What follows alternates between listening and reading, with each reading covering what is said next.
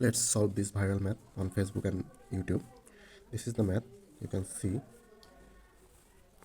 some of other answer 1, some of other answer 9. Everyone has different opinion. So let's see which one is correct.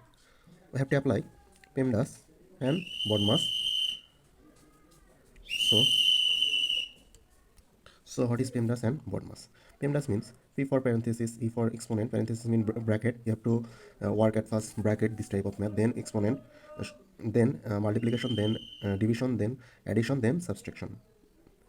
Then if we apply BODMAS, bracket, order, division, multiplication, here is the uh, fight for this math, because in PEMDAS rule, here you can see multiplication first and then division, but in BODMAS you can see division first then multiplication.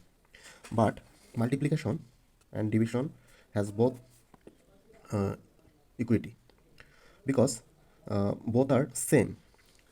That's why if we face this type of problem, then we have to apply from left hand side.